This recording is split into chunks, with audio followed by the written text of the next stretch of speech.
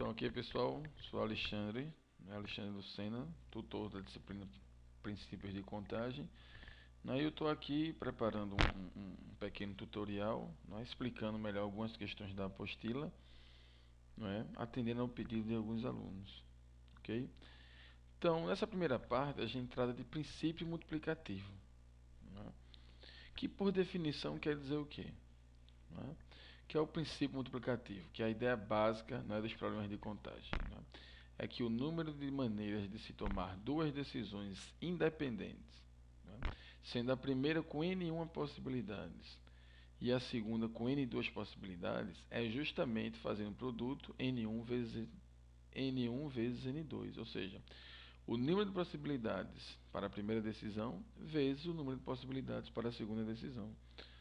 Um exemplo básico, se eu te desse uma situação em que você tem 5 camisas e 2 calças, de quantas maneiras diferentes você pode se vestir combinando as camisas e as calças, Então, simplesmente, se você fizer o cálculo, você vai encontrar 10 maneiras, que é justamente o produto da primeira decisão, camisa 5, vezes a segunda decisão, calça 2, 5 vezes 2. Mas a gente pode ampliar isso, sair de apenas duas decisões e ir para o caso geral, onde o número de maneiras de se tomar m decisões, independentes, sendo a iésima decisão com n possibilidades, e assumindo os valores 1, 2, m, até m. Então, como é que eu calculo o número de possibilidades no total? Então, eu vou fazer justamente o produto. Qual o produto? N1 vezes N2 vezes N3 vezes N, até M. Então, cada uma dessa é uma decisão. Mas cada decisão dessa tem um número de possibilidades. Ok? No caso, se eu quisesse acrescentar aqui só 3, Aqui eu usei camisa e calça. Eu vou acrescentar mais uma peça, um cinto. Então eu teria N1, N2 e N3. Primeira, segunda e terceira decisão. Então se eu tenho 5 camisas, 2 calças e agora eu tenho 2 cintos, então quantas possibilidades eu tenho? Então eu faço o produto 2, 2 cintos que eu tinha, 2 calças e 5 camisas, que vai dar 20. Então, vou apresentar aqui para vocês de início uma questão que não está na apostila, mas eu acho ela muito interessante, para a gente estar iniciando nos problemas de contagem, porque ela requer um raciocínio muito bem formulado. Então, é a questão da UFMS, que diz: seja n o número de possibilidades de formar números usando os algarismos 0, 1, 2, 3, 4 e 5. Então, se for exigido que os números tenham 4 algarismos, sejam ímpares e não tenham zeros consecutivos, determinar n sobre 7. Ora, quais são os dados que eu tenho? Nós temos 6 algarismos, de 0 a 5. E quais são as condições para esses números? Primeiro, os números devem ser ímpares. Segundo, devem ter 4 algarismos. Terceiro, não devem ter zeros consecutivos. É importante você observar que ele não colocou outra restrição. Muitas vezes os problemas desse tipo colocam: não pode ter números repetidos, algarismos repetidos. Só que nesse caso ele não colocou. Então, como ele não colocou, então significa que eu posso repetir algarismos. Então, para resolver isso, eu dividi isso em duas maneiras. Então, vamos começar pensando aqui. Primeiro, para seres ímpares, os números só podem terminar em 1, 3 ou 5. Essa não é a definição para número ímpar, mas de maneira bem grossa, assim, bem específica. Se o número termina em 1, 3 e 5, ele é ímpar. Eu estou colocando, obviamente que tem também o 7 e o 9, mas eles não estão aqui. Então eu só posso usar esses três. Então eu dividi isso em duas situações. A primeira situação, eu não vou considerar o zero. Não vou considerar o zero, para ficar mais fácil. Então eu tenho 4 posições. Para essa última eu tenho 3 possibilidades, porque o número tem que ser ímpar. Então eu só tenho 3 possibilidades, que vai ser 1, 3 ou 5. Para essa primeira, eu tenho 5 possibilidades. Como eu posso repetir, eu posso inclusive colocar aqui na primeira posição qualquer número desses que eu escolhi, né? Observa que eu estou desconsiderando o zero. Para essa posição eu tenho 5 possibilidades e para essa segunda posição também 5 possibilidades. Então, se nós usamos aqui a questão do princípio multiplicativo, ó, nós teríamos 3 vezes 5 vezes 5 vezes 5. Então, nessas condições, a gente pode formar 375 números. Só que falta eu considerar o zero na situação, não é? Então, ó, 4 posições, o zero ele não pode estar aqui, tá? Porque não forma número, não é? Também não pode estar no final, a gente já viu o porquê. Então, vai o seguinte, no final eu tenho 3 possibilidades, na frente eu continuo tendo 5 possibilidades, aqui eu tenho uma possibilidade, porque eu estou considerando o zero nessa posição. E nessa eu tenho 5 possibilidades também. Ok? Não posso colocar o zero aqui, porque ele está dizendo que não deve ter zeros consecutivos. Então o zero não pode entrar aqui. Se não fosse essa condição, o zero poderia estar aqui. Aqui seria 6 possibilidades, mas não é. Não é? Então no total eu vou ter o que nessa situação? 3 para essa posição, vezes 5 para essa posição, vezes 5 para essa posição, e vezes apenas uma posição para o zero. Dá um total de 75. Só que tem um detalhe, eu estou considerando o zero aqui. Se o zero estiver aqui, ó, eu também vou ter a mesma quantidade, né? Tanto o zero aqui ou nessa posição, mais 75. Então, qual é o total de números? Né? Vai dar 375 da primeira situação, mais 75, mais 75. Né? Que dá um total de 525, que seria o meu n, como ele pediu dividido por 7, então vai me dar um total de 75. 75 é a resposta, mas os números que atendem a essas condições são 525. Vamos ver aqui uma outra situação. Né? Essa questão está respondida na apostila, mas eu achei interessante, né, detalhar ela para vocês aqui. A questão é, de quantas maneiras podemos formar 6 casais, né, homem e mulher, com 6 homens e 6 mulheres? Aí a questão é, e se os casais podem ser formados independentes de sexo, independentemente de sexo? Então vamos ver aqui como é que fica. Então, neste caso, nós queremos associar a cada um dos 6 homens uma mulher, tá? Ó, para o primeiro homem, nós temos 6 escolhas. É óbvio, né? Para o segundo homem, só sobra 5 escolhas. E assim por diante, até que para o sexto a gente só vai ter uma escolha. Então, qual é o total de possibilidades? Né? Seria 6 vezes 5 vezes 4 vezes 3 vezes 2 vezes 1, que dá um total de 120, né, casais possíveis. Tá?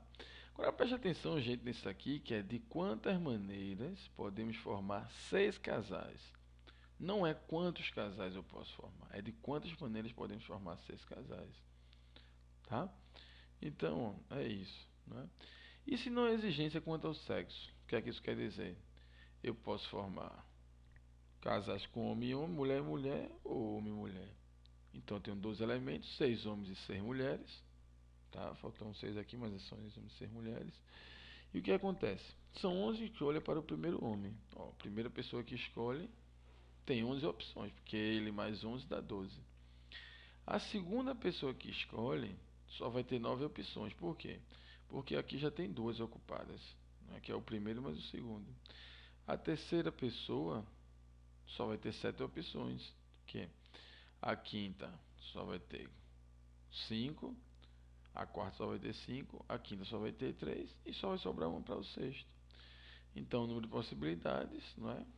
Quando eu faço cada uma, como eu consegui descrever cada uma das decisões, tá? Então é 11 vezes 9 vezes 7 vezes 5 vezes 3 vezes 1, que dá esse total aqui. Eu chamo a atenção para o fato aqui, ó. Uma questão bem parecida com aquela, só fiz mexer na pergunta. De quantas maneiras podemos formar 3 casais, homem e mulher, com 3 homens e 3 mulheres? Né? Para ajudar você a entender melhor aquela, eu vou fazer uma com uma quantidade menor de pessoas. Ó, eu vou chamar os homens de A, B e C e as mulheres, não é, de 1, 2 e 3. Então, vê, ó, eu posso formar esses três casais aqui, ó. Fica esse grupo aqui, né? Podem formar três casais. Então, aqui eu tenho três casais. Posso formar esse, né? Homem 1, homem A, mulher 1, homem B, mulher 3, homem C, mulher 2. E aqui, ó, homem A, mulher 1, homem B, mulher 2, homem C, mulher 3. Então, eu posso formar todos esses aí, né? Ó, e no total me dá justamente 6 possibilidades, tá? Igualzinho a outra questão, só que num número que dá para você provar concretamente, né? Agora eu coloquei também essa questão aqui, né, para você entender melhor ainda a outra situação, que é assim: quantos casais diferentes, homem e mulher, podemos formar com 3 homens e 3 mulheres? Ó, observa que muda. Quantos casais? Tá? Aqui é de quantas maneiras podemos formar 3 casais. Então a pergunta muda um pouco. Então, se eu tenho 3 homens e 3 mulheres, eu só vou fazer 3 vezes 3, 9. Tá? Homem A, B e C, mulher 1, 2 e 3. Então eu teria essas 9 combinações possíveis aqui. Observa que difere um pouco daqui, né? Nessa aqui, ó, eu quero 3 casais. Então, uma outra questão também da apostila, né? Uma urna contém 4 botões vermelhos, 4 pretos e 2 azuis. De quantas maneiras diferentes podemos retirar ordenadamente 4 botões da urna? Tá? Então, os botões da mesma cor são idênticos. Tá? Isso é uma condição que o programa colocou. Então, como é que está respondendo essa questão? Diz assim: ó, se nós tivéssemos 4 botões azuis, o número de maneiras de retirar os 4 botões seria, ou seja, botou mais 2 botões azuis para deixar as situações aqui iguais, né? Mas depois a gente mexe no final. Então, ó, são 4 botões, um após o outro. Então eu vou ter sempre 3 possibilidades, né? O botão ou sai vermelho, ou sai preto, ou sai azul. Tanto na primeira, quanto na segunda, quanto na terceira, quanto na quarta escolha. Então sempre, tá? Então, usando o princípio multiplicativo, vai dar 81. Só que é o seguinte, nós acrescentamos 2 botões azuis. Então, para resolver esse problema fica simples. Basta eu retirar dessa contagem aqui, dos 81, todas as situações que aparecem 3 ou 4 botões azuis. Por quê? Porque nessa situação aqui, só pode aparecer 2 botões azuis. Então, se eu coloquei mais 2, então as situações em que aparecem 3 botões azuis não vai existir nunca. Então, eu tenho que tirar elas das possibilidades. Então, são essas. Por exemplo, eu não vou ter botão primeiro azul, segundo azul, terceiro azul e quarto vermelho. Tem como. Tá? Não tem. E nem essa situação aqui em que aparece 4 botões azuis. Não tem como. Só pode aparecer 1 ou 2 botões azuis. Então, o que é que eu faço? É bem simples. Se eu sei que essas 9 possibilidades não estão dentro dessa situação, é só eu tirar aqui, tá? Essas 9 possibilidades. Dá um total de 72 possibilidades. Essa outra questão aqui também é muito interessante, né? Abaixo temos um mapa simplificado da região Nordeste. Admita que os estados do Maranhão, Piauí e Bahia tem só um ponto em comum, tá? Então aqui, ó, só tem um ponto em comum para admitir isso, e que o mapa deve ser colorido de maneira que estados com a mesma fronteira sejam coloridos com cores diferentes. Ou seja, esses dois estados aqui não podem estar da mesma cor, né? Aí vem as perguntas. Qual o número de cores necessárias? Gente, né? Vai ser sempre 3 nesse caso. Tá? Por quê? Ele pegou aqui. Vamos pegar Pernambuco. Tem 5 fronteiras, né? Tem fronteiras com 5 estados, que é Paraíba, Ceará, Piauí, Bahia e Alagoas. Ora, a gente precisa de 3 cores, porque quando eu pinto um aqui, por exemplo, se eu pinto Pernambuco de um azul claro, aqui só pode ter qualquer cor menos azul claro, tá? Aqui eu posso ter qualquer cor menos aquele claro. Mesma maneira no Piauí, da mesma maneira na Bahia. Tá? Então a resposta, né, é pelo menos 3 cores. Eu consigo pintar esse mapa todinho, né, no caso desses 9 estados, sem que estados vizinhos fiquem com a mesma cor. Então ele pergunta aqui, ó, usando 6 cores, de quantas maneiras o mapa pode ser colorido? Tá? Então é importante, gente, em muitos casos, que a gente comece, né, onde há as maiores restrições. Então nesse caso aqui, ele pediu para começar naqueles estados que têm, digamos assim, fronteiras com mais estados. Então, ó, eu começo com Pernambuco, tá? A questão diz que eu tenho 6 cores, né? Usando 6 cores. Então, eu tenho 6 colheres de cor para Pernambuco, sobra 5 para Paraíba, no caso ele botou aqui da Bahia, 4 escolhas para a cor de Alagoas, ok? 4 escolhas para a cor de Sergipe. E por que 4 escolhas? Não vai reduzir. Porque eu posso usar essa aqui da Paraíba. Posso repetir aqui. Eu só não posso ter a mesma cor aqui. Tá? 4 escolhas para a cor de Sergipe. 4 escolhas para a cor do Piauí. Mesmo raciocínio. Tá? Ou seja, 4 escolhas para a cor do Ceará. Então tá aqui. Por quê? Se eu tenho 6 cores, ó, ela só não pode ser igual a quem? A Piauí. Tá? Cadê? Eu estava onde? Aqui no Ceará. Ela só não pode ser igual a Piauí e Pernambuco. Ok? No caso, não pode ser igual a Piauí e Pernambuco. E aí vai, ou seja, para o primeiro, eu tenho 6 possibilidades. Para o segundo, tenho 4. Para o terceiro, eu tenho 4. Para o quinto, eu tenho 4. Para o sexto, eu tenho 4. Agora, para o sétimo estado, tá? Eu tenho 5. Quem é o sétimo estado? É o Maranhão. Tá aqui, ó. Porque ele só faz fronteira com um, tá? Ele só faz fronteira com um, ó, é do Nordeste. Então eu posso usar aqui no Maranhão qualquer cor, menos a que foi usada aqui, tá? E depois os outros estados, todos também com 4 cores. Vai dar um total, né, pelo princípio multiplicativo, de 614.400 maneiras. Ora, e se eu usar um número de cores n maior ou igual a 3? Aí eu vou pegar aquele mesmo raciocínio que a gente pegou aqui, ó. Começando com Pernambuco, eu tenho 6 possibilidades, tá? No caso n, tá?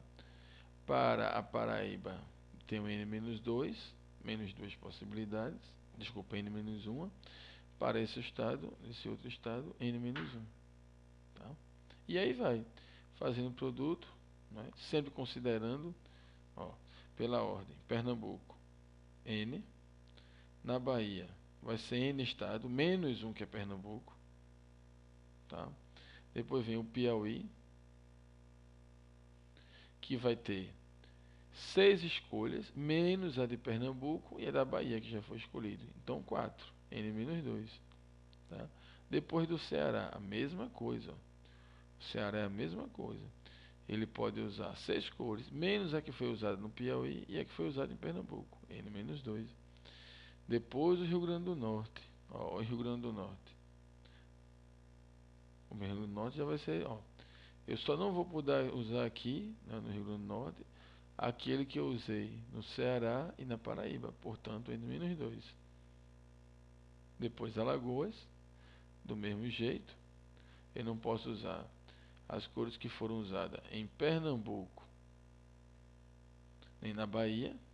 Depois eu venho para Sergipe, que eu não posso usar as cores de Alagoas, nem da Bahia, então 6 menos 2, n menos 2.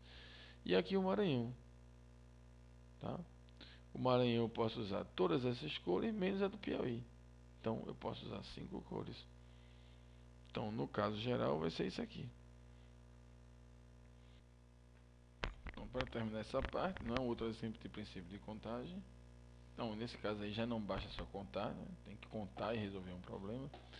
Então, diz assim, ó, para economizar na carga horária dos professores de uma escola, o diretor sugere que o número de estudantes de cada sala passe dos atuais 45 para 55 alunos. Um professor de matemática ele discorda, né? Porque ele diz, ó, com esta mudança, o número de potenciais briga entre duplas de estudantes aumentará de 50%. Então ele pede para justificar a afirmação do professor. Então, olha que coisa interessante. O que é que o professor chama atenção? Se eu aumento só 10 alunos, tá? Uma mudança um pouquinho mais que 20%, a potencialidade de briga aumentará em 50%. Então, bora lá. Se a sala estiver com 45 alunos, ela tem um potencial de cada aluno briga com o outro, obviamente, né? Ninguém vai brigar sozinho, então um primeiro aluno briga com o segundo. Então eu tenho 40 possibilidades para o primeiro aluno e 44 para o segundo. Só que aí eu divido por 2, tá? Por quê? A briga entre o aluno A e B é a mesma briga entre o aluno B e A. Então quando eu faço isso, me dá um total de 980 brigas, tá? Agora e se a sala tiver com 55 alunos? Ok? Vou consertar aqui rapidinho. Tá? E se a sala tiver com 55 alunos, né? Qual vai ser o potencial da briga? Tá? Então, ó, 55 vezes 54, mesmo raciocínio, né? 55 alunos, cada um deles pode brigar com 54, mas a briga entre A e B é a mesma briga entre B e A. Então eu divido por 2. Tá? Se eu fizer os cálculos, dá 1485, ou seja, é exatamente 50% a mais. Tá? Então, ok, espero que esse vídeo ajude a vocês. Logo, logo, postarei algumas outras soluções.